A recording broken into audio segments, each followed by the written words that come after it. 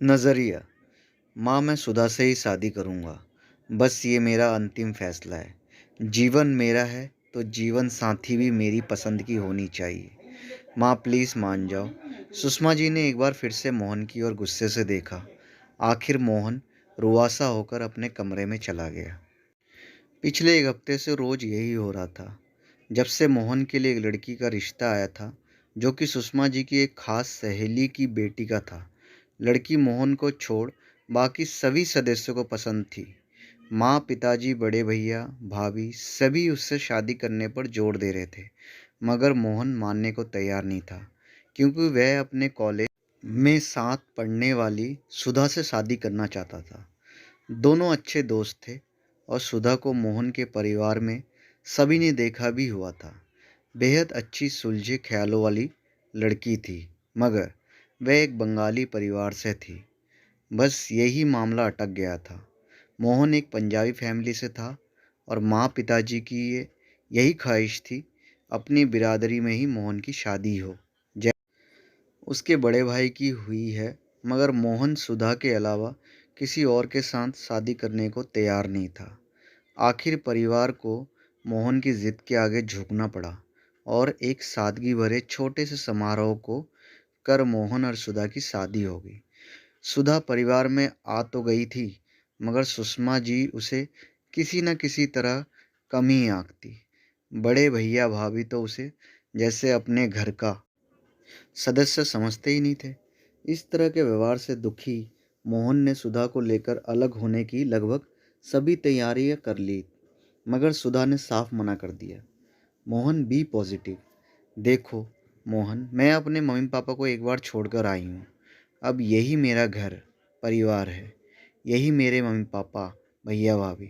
देखना, एक दिन सबका नज़रिया ज़रूर बदलेगा और सभी मुझे ज़रूर अपनाएंगे। सुधा की बी पॉजिटिव की बातें सुनकर मोहन को भी उम्मीदें हो जाती कि एक दिन सब ठीक हो जाएगा। अभी मोहन सुधा की शादी को महीना ही बीता था कि पिताजी कहीं बाहर से घूम कर आए और आते ही बुखार में तपने लगे। कुछ कुछ खांसी भी हो रही थी। फैमिली डॉक्टर ने आकर दूर से लक्षण देखकर कोरोना टेस्ट करवाने को कहा।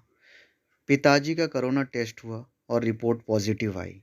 मतलब इन्हें कोरोना हो गया है, सुषमा जी रोते हुए बोली। सुषमा जी एकदम घबरा गई और जोर जोर से अपने बड़े बेटे को आवाज़ लगाई, रोहन, तेरे बापूजी की रिपोर्ट में कोरोना पॉजिटिव आया है। अब क्या होगा? देख तो, डॉक्टर ने अनेक हिदायतें दी है। इनको अलग कमरे में रखा जाए, ये बाहर बिल्कुल ना जाए, सारे काम अपने स्वयं करे, किसी से मिले जुले नहीं। ये बड़ा ही कष्टप्रद था सुषमा जी के लिए, क्योंकि उनका स्वास्थ्य भी उतना सही नहीं था। उन्हें किडनी संबंधित परेशानी थी। और तो और डॉक्टर ने कहा कि सुषमा जी भी उनके पास ना जाए, नहीं तो इस उम्र में उनको भी कोरोना हो सकता हो, जो कि संभालना मुश्किल हो जाएगा। सुषमा जी ने बड़े बेटे रोहन और बड़ी बहू की ओर आशा से देखा। दोनों ने साफ साफ मना कर दिया, ये बीमारी संपर्क में आने से फैलती है। हम तो कमरे में क्या, उसके आसपास भी नहीं जाने के। भीगी हुई पल के लिए सुषमा जी सोच रही थी कि अब क्या होगा। इतने में छोटी बहू सुधा आई और, माँ, मैं सब संभाल लूँगी। वह पूरे व मुंह में मास्क व फेस शीट और हाथ में दस्ताने पहनकर पिताजी को दवाई व खाना दे रही थी। सारा काम बहुत सुचारू रूप से कर रही थी।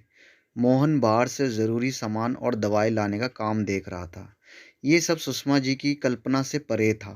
सुषमा जी पुरानी बातें याद करते हुए रो रही थी।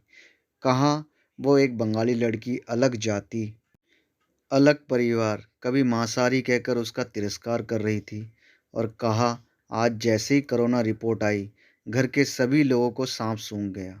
पिताजी के पास जाने को कोई तैयार नहीं था, जैसे कोई उन्हें छूत की कोई बीमारी हो गई हो। सभी लोग डर रहे थे कि उनके पास जाएंगे तो हमें भी हो जाएगी। तभी छोटी बहू नर्स जैसे तैयार होकर आई और बोली कि सभी सावधानियों को बरतते हुए मैं बाबूजी की सेवा मैं करूंगी। कोरोना की इस पॉजिटिव रिपोर्ट ने उसे कितना पॉजिटिव कर दिया था, ये आज वो जान पाई। देखते ही देखते 14 दिनों की आइसोलेशन में अच्छी देखभाल से पिताजी की कोरोना रिपोर्ट नेगेटिव आ गई। सभी पिताजी के अच्छे स्वास्थ्य पर बेहद खुश थे, खासकर सुषमा जी। अब परिवार में सब खुश थे।